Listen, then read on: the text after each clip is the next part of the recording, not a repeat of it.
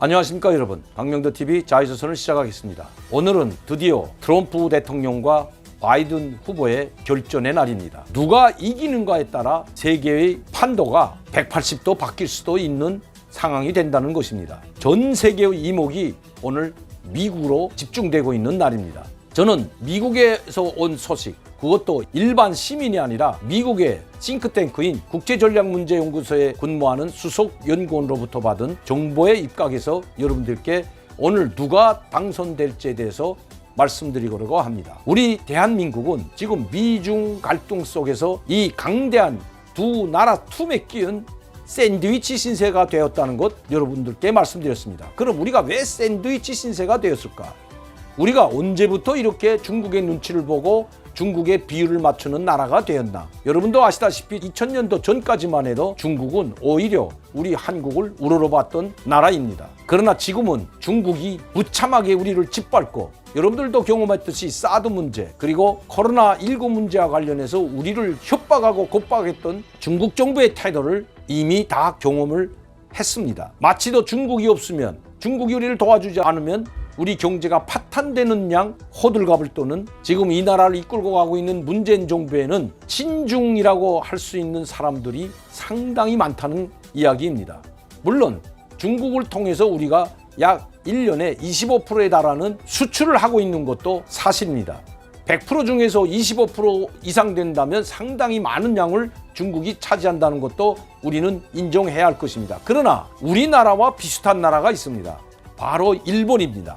일본은 중국을 침략했던 나라이고 중국과는 적대적 관계에 있는 나라입니다. 그리고 일본에는 미국의 수많은 미사일과 심지어 핵무기까지 저장되어 있는 것 모두가 아는 사실입니다.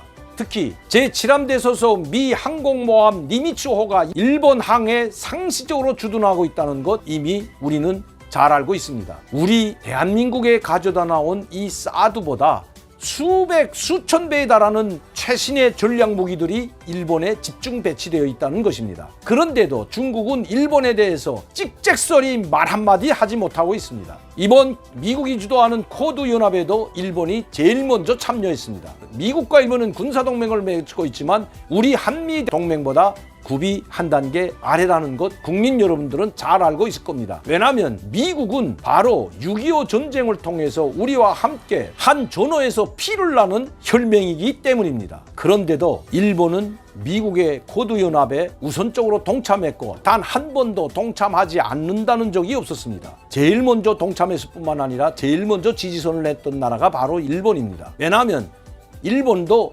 중국의 압박을 받고 있고 중국의 군사적 위협을 받고 있는 상황입니다. 우리도 마찬가지입니다. 중국은 우리를 적으로 규정했을 뿐만 아니라 미국과 우리 대한민국을 침략자로 규정한 나라입니다. 미국은 우리를 동맹국으로 생각하고 있지만 중국은 우리를 침략자로 생각하고 있기 때문에 언제든지 우리를 공격할 수 있다는 걸 보여주고 있다는 것입니다. 특히 이번 그 항미연조 70돛을 맞으면서 북한과 혈맹임을 다시 한번 강조하고 영원한 군사동맹을 약속까지 한 것이 바로 시진핑 주석입니다. 북한에서 어떤 사변이 일어나도 중국이 적극 지원하겠다는 것을 천명했다는 것입니다. 그렇다면 만에 하나 한반도에서 국지적 도발이 일어나든지 아니면 이 국지적 도발이 전면적으로 치닫게 된다면 중국은 신속하게 북한을 도와준다는 것은 자명한 일인 것입니다. 그것도 시진핑 주석이 그렇게 이야기했습니다. 이런 오목한 국제적인 환경 속에서 치러지는 이번 미국 대통령 선거는 그만큼 다른 그 어느 나라보다도 우리에게는 사활적인 운명이 걸린 선거라고 해도 과언이 아니라는 것입니다. 민주당 후보인 바이든 후보가 대통령으로 당선된다면 아마 오바마 대통령 시절에 했던 북한과의 핵 협상에서 전략적 인내라는 정책을 실현할 가능성이 상당히 높습니다. 바이든 후보도 그런 이야기를 하고 있습니다. 다시 말씀드리면 북한이 핵 감축이나 핵 문제에 적극적으로 대처하지 않는다면 그들과 대화를 하지 않겠다고 하고 있는 것입니다. 그렇다면 북한에 더 많은 시간을 주게 되고 김정은에게 더 많은 시간을 주게 될 것입니다. 그 과정에서 미중 간의 관계가 정상화가 된다면 힘을 받는 것은 우리가 아니라 바로 북한이 된다는 것입니다. 그러나 트럼프 대통령이 된다면 물론 김정은과 정상회담을 통하든 아니면 실무협상을 통하든 북한 핵 문제에 더 엄청난 압력을 가할 것은 불보듯 명백합니다. 여기에서 우리가 미국과의 보조를 맞추지 않고 북한의 보조를 맞춘다면 그야말로 대한민국에는 최악의 순간이 될 수도 있다는 것입니다. 그런데 우리 정부의 바람과는 달리 지금 미국에서 들어온 소식에 의하면 트럼프 대통령 당선이 확실시 된다고 합니다. 물론 오늘은 투표하는 날이기 때문에 이제 마지막 결과를 봐야 되겠지만 아마 내일이나 모레면 투표 결과가 발표될 것입니다. 그러나 그 투표 결과에 앞서 미국의 전문가들은 트럼프 대통령의 당선을 기정사실화하고 있다는 것입니다. 우리 정부는 현재 바이든 후보의 당선을 가정하고 이처럼 우리 정부는 유감스럽게도 트럼프 대통령보다 바이든 후보를 더 선호하는 쪽으로 가고 있는 것 같습니다. 만에 하나 바이든 후보가 된다면 현 정부에 얼마나 도움이 될지는 모르겠지만 반대로 트럼프 대통령이 당선된다면 혹독한 겨울이 될 것입니다.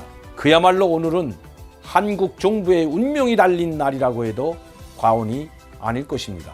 오늘도 강명도TV 자유조선을 시청해 주신 여러분들께 진심으로 감사를 드립니다. 감사합니다.